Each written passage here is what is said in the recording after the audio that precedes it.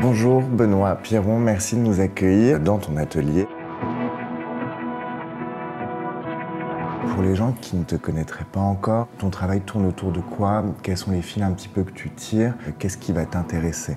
J'ai tendance à parler des compagnies, c'est-à-dire qu'on est rarement tout seul dans son propre corps et il peut y avoir pas mal de types de compagnies, des morts, des présences, l'amour, le désir, peu importe. Mais moi je pars depuis mon histoire, je parle depuis un corps qui est invalidé, un corps qui est habité par différentes choses dont des maladies qui sont une compagnie.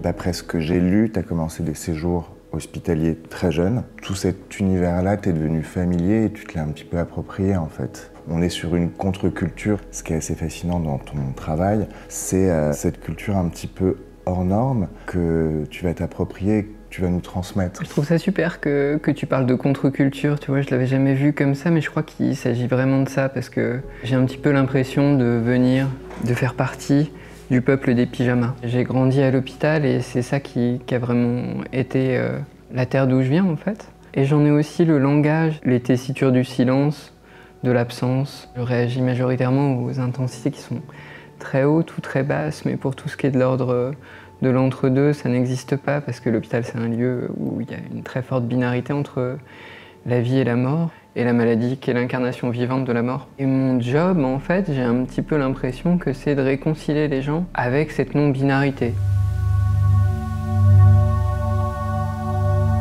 C'est par le Palais de Tokyo que j'ai commencé à découvrir tout ton travail. Il n'y a pas un traitement pathos. C'est comme s'il y avait une sorte de justesse et une valorisation. Le sublime carré, je trouve que ça représente très bien tout cet autre biais, cet autre prisme que tu prends. Oui, je crois que c'est vraiment ça mon but, c'est de proposer aussi des illustrations, c'est des métaphores de la maladie. Là, il s'agit tout d'un coup d'en injecter d'autres dans la société qui ne soient pas forcément dramatiques, surtout pas dans l'héroïsation. Toutes ces techniques-là sont des techniques de mise à distance. L'hôpital est une sorte de garage où on va pour se faire réparer, pour retourner à une productivité. Mais en fait, quand on est émancipé de cette productivité, là, on peut faire tout et n'importe quoi. Alors, il se trouve que c'est souvent un petit peu violent, le réveil à l'hôpital. Et je me suis dit à un moment donné que ça pouvait être intéressant d'avoir un peu de carré de soie pour pouvoir atténuer, pour pouvoir fader, un peu comme quand on a un date, on met ça sur la lampe. C'est une sorte de lithophanie d'une lumière qui vient de l'intérieur. À la différence des lumières du pouvoir, comme les flashlights par exemple de la police, mais il y a aussi en fait ces lumières-là qui sont celles du pouvoir aussi, du pouvoir médical qui voit à l'intérieur des corps, qui prolonge l'espace public en fait à l'intérieur des corps, où tout d'un coup ton corps ne t'appartient plus. Mais si c'est moi qui l'imprime, c'est assez intéressant de ramener de la soie, je trouve, à l'hôpital, comme support des rêves.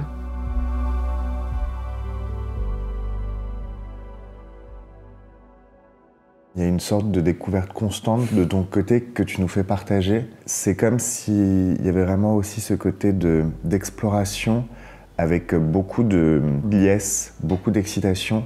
Tu le sens que tu es presque aux prémices de tout ce que tu as envie d'explorer encore? Oui, si, il y a ce côté explorateur. On revient au peuple des pyjamas en fait. Cette espèce de jubilation que j'ai à pouvoir interagir aussi, c'est vraiment interagir avec le monde des valides que je comprends absolument pas. Et mes œuvres d'art sont vraiment des moyens d'interagir. Je suis presque une sorte d'explorateur ou d'anthropologue au pays des valides. Et mon art est juste quelque chose qui me permet d'interagir avec vous.